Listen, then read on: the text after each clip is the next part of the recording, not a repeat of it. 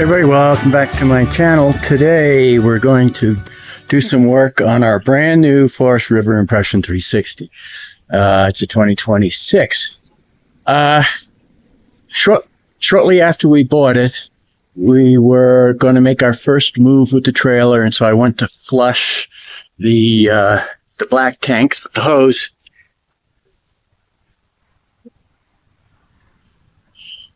Right up here is the black tank flush. Very simple. Connect the water hose here. No washer in here. I didn't realize there was no washer. And when I first turned on the water, it sprayed all over the place.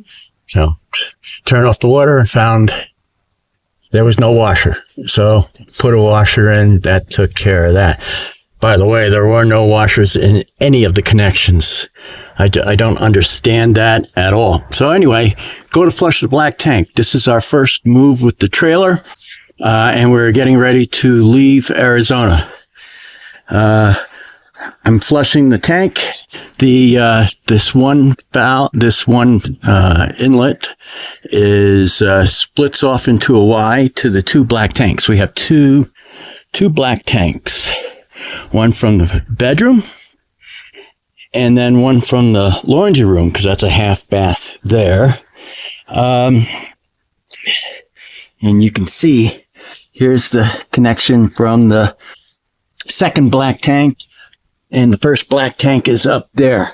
Go to flush it, and then I see tons of water pouring out from the bottom of the rig. So I'm going, oh man. So nothing from up in the front, so I assume that the line going to the sprayer nozzle on the black tank, on black tank 2, is disconnected. So, not the RV place's fault. You can't really test for that. Well, I guess you could, but so that's right out of the factory. We got that problem. So we have not been able to use the mid-bathroom at all. We've been avoiding using that, just the main bathroom, until I can get a chance to fix this. I just wasn't expecting something like that on a brand new rig. But so fortunately, it has these panels, accessibility they're calling it. I think RecPro makes these panels, and you can buy them from RecPro if you need them. So screws hold them in place, and so I'll be able to drop those. All I have to do is open up one, and then look inside and see what's going on. All right. Well, keep my fingers crossed. This is something simple, and that it's not a broken tank or something. All right. See you in a few. All right, so this is what you do. The sprayer nozzle for the flush is going to be opposite of where the drain is, and the tank should slope down towards the drain. So the sprayer nozzle should be on what would be the passenger side of the trailer, because the drain is on the driver's side. And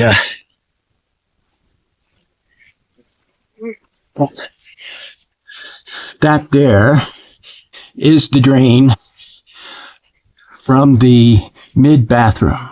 That's black tank number 2. Black tank number 1 is up there. So, hey Frankie, they call this the accessibility.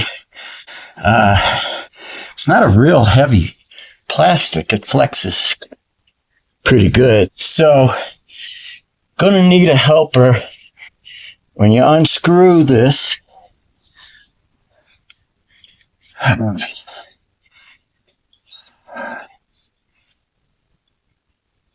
you're gonna have to replace all that foam there after I'm done.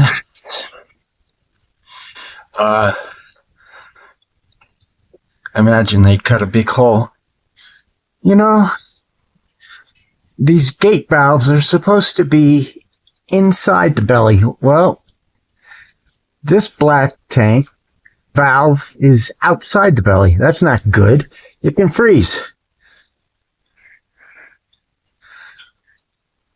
Wow. Unbelievable. All right, so we got to remove these screws. And so this is whole one big section. It runs from here. Let me back this up. Zoom out a little.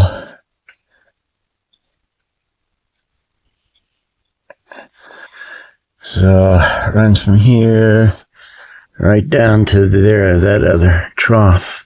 So this whole big panel would have to drop. So it turns out I did not need to pull down the panel completely. I just undid the screws and then was able to pry down part way the panel to get access to what I needed to get done.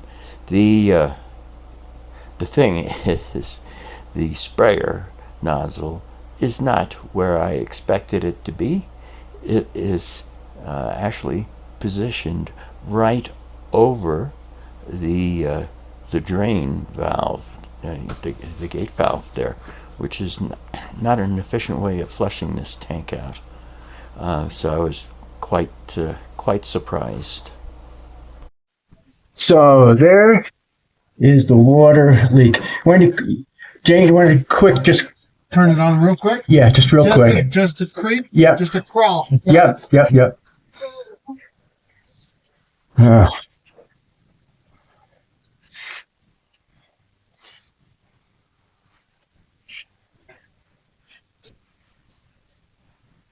Come on. Okay, stop. Stop. Alrighty.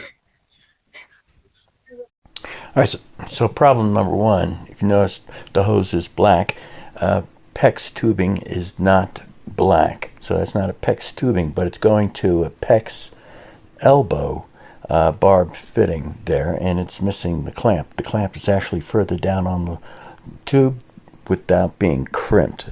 So they didn't crimp it on there at all.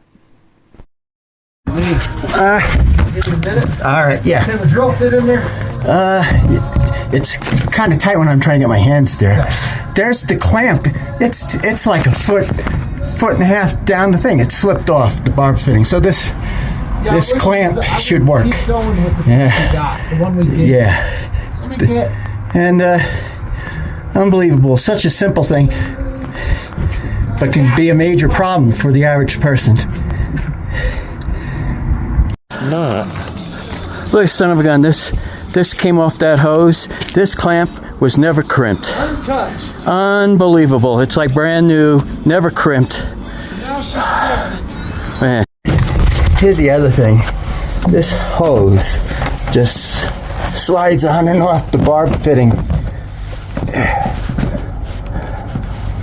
It doesn't really bite down on it. You can slip it on and off pretty easy. It's the wrong tubing. So that's a PEX fitting, but that's not a PEX hose. PEX hose doesn't come in black like that. So I don't know what the hell they were thinking. But we got different kinds of clamps to try put on there. Alright, so there was a crack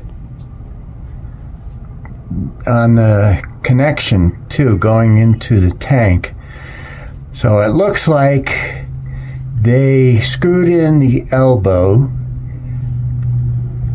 and they over tightened it and cracked the piece that goes into the black tank for the sprayer.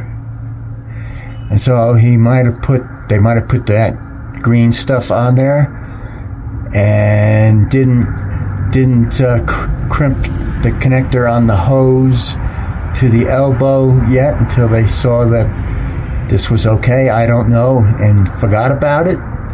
But I epoxied that whole area. I can only use one hand. Let's see. So down the whole crack. And that, I think, will take care of the remainder of the problem. There was a small leak coming from the side of that connection. Let me see if I can get my other hand in here to show you. Right here. Working tight spaces here. So, the epoxy should do. I'm going to let it cure overnight, and then we're going to pressure test it tomorrow. And then we'll close up the belly. So I'm going to leave the belly open for now. All right. So epoxy's hardened on there. It looks pretty good. We're going to do a pressure test next. If that looks okay, then I'm going to button this up. Hopefully this permanently takes care of that. Now, also what they've done, and it's kind of disappointing, is they've made this sprayer non-serviceable because it's glued into the black tank.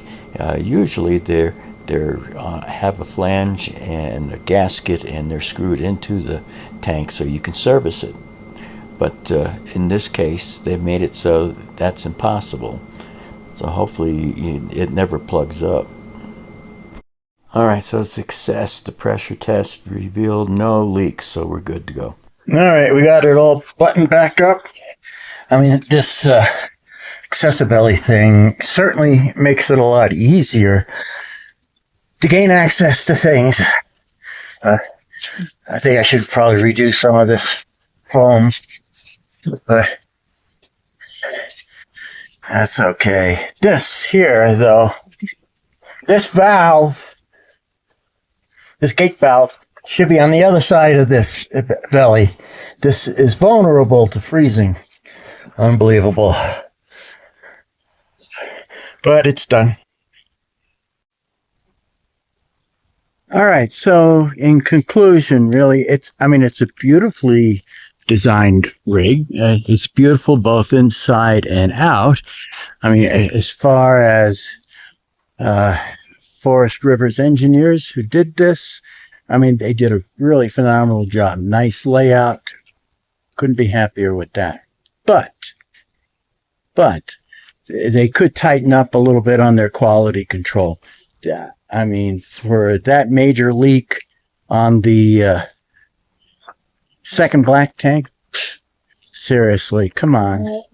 I mean, I was able to take care of it myself. There was no way I could leave this in at a RV dealer somewhere to be worked on maybe in a month or two. Just that kind of thing doesn't work out for us.